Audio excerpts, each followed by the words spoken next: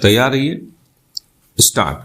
चुनावों के बाद जैसी उम्मीद की जा रही थी, लगता है हमारे लोकतंत्र की गाड़ी उस दिशा में नहीं जा रही। उम्मीद यह की जा रही थी कि लोकसभा चुनावों में जनादेश का सम्मान करते हुए पक्ष प्रतिपक्ष मिलकर संसदीय परंपराओं को आगे ले जाने की दिशा में बढ़ेंगे।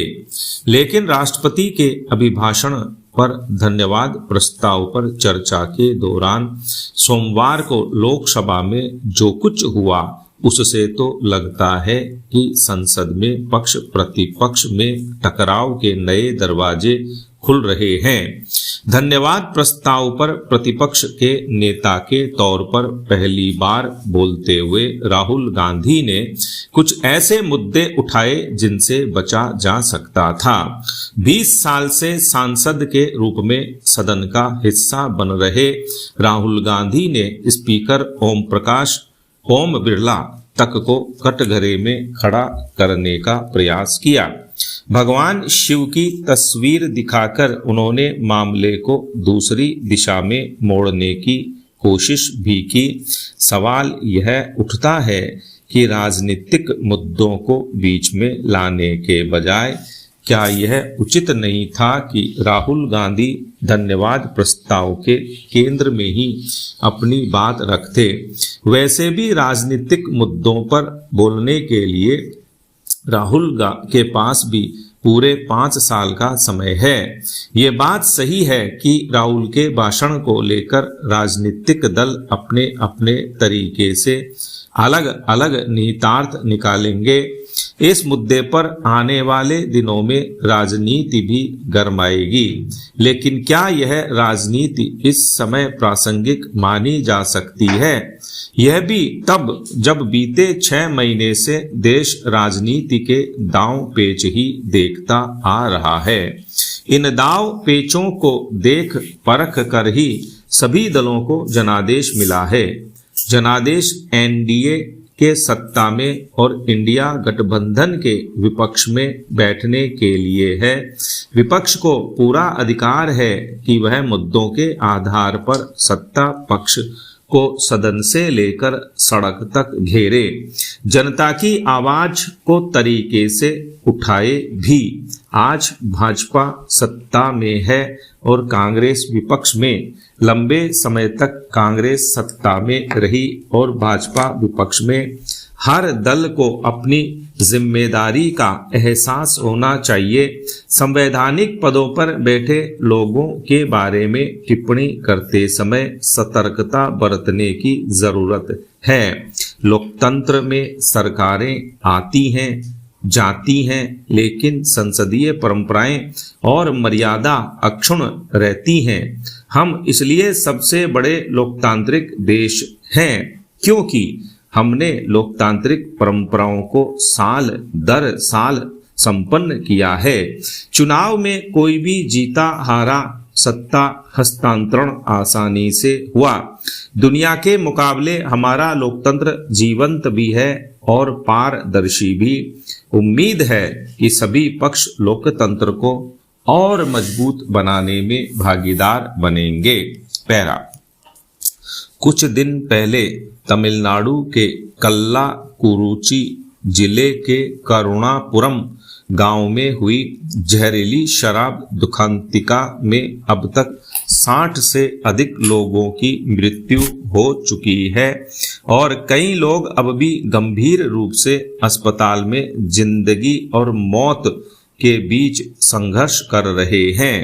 एक और वर्ष 2047 तक देश विकासशील से विकसित होने के लक्ष्य को प्राप्त करने के लिए कृत संकल्प है। वहीं इस तरह की दुखांतिका का घटित होना अत्यंत दुर्भाग्यपूर्ण है। यहाँ यह रेखांकित करना आवश्यक है कि ऐसी दुर्घटनाओं में समाज के सबसे निर्धन एवं कामगार वर्ग से आने वाले लोग ही अत्यधिक प्रभावित होते हैं। जहरीली शराब को बनाने में प्रयुक्त मेथेनॉल प्रमुखतः जानलेवा कारक होता है। मेथेनॉल का औद्योगिक प्रयोग मुख्यतः कृत्रिम सूत, फाइबर, कपड़ा, पेंट, औषधि निर्माण कार्य में प्रयुक्त प्लाईवुड, कृषि रसायनों इत्यादि में होता है।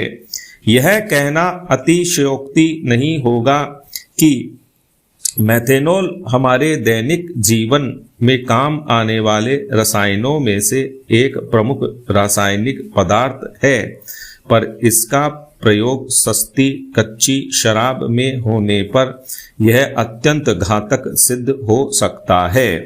किसी भी वयस्क के लिए शुद्ध मेथेनॉल के 1 मिलीलीटर के 10वें अंश का प्रति किलोग्राम भार के हिसाब से उपभोग उसके जीवन के लिए अत्यंत जोखिम भरा हो सकता है, क्योंकि इसका सीधा दुष्प्रभाव यकृत की अम्ल क्षार प्रणाली पर पड़ता है, जिससे रक्त अम्लीय हो जाता है।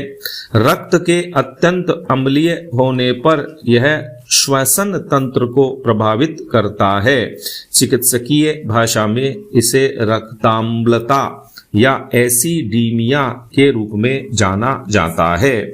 मेथेनॉल के उपभोग से दृश्य हानि, अंधता एवं मस्तिष्क में रक्त स्त्राव से मृत्यु की भी आशंका रहती है। प्रायः यह देखा गया है कि मेथेनॉल के उपभोग का प्रभाव 2 दिन तक रहता है, अतः इसका अनवरत प्रयोग शरीर को स्थायी रूप से क्षीण कर सकता है। यह जांच का विषय होना चाहिए कि उद्योग में काम आने वाले इस नियंत्रित रसायन की सुलभ उपलब्धता किस प्रकार कच्ची शराब बनाने में हो जाती है, जिससे कई मानव जीवन एक एवं परिवार काल कवलित हो जाते हैं। दूसरी ओर प्रामाणिक शराब बनाने में एथेनॉल का प्रयोग होता है, जो कि एक मनोसक्रिय औषधि है। इसका अल्प मात्रा में सेवन तंत्रिका संचरण का स्तर कम कर नशा उत्पन्न करता है। यह भी स्वास्थ्य के लिए हानिकारक है, पर मेथेनॉल जितना नहीं। विश्व स्वास्थ्य संगठन के अनुसार लंबे समय तक एथेनॉल का अल्प उपभोग भी स्वास्थ्य के लिए घातक सिद्ध हो सकता है, क्योंकि इससे कैंसर, हृदयाघात, उच्च रक्तचाप, मधुमेह जैसी गंभीर व्याधियां उत्पन्न होने की संभावना रहती है।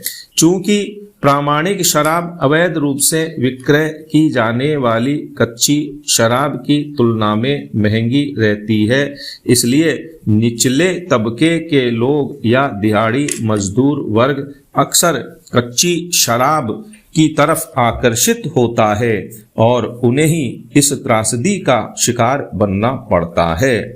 जहां सरकारों के लिए शराब विक्रय राजकोषीय आय का एक बड़ा स्रोत है, वहीं दूसरी ओर कच्ची शराब से होने वाली जनहानि से जूझना भी एक बड़ी चुनौती है।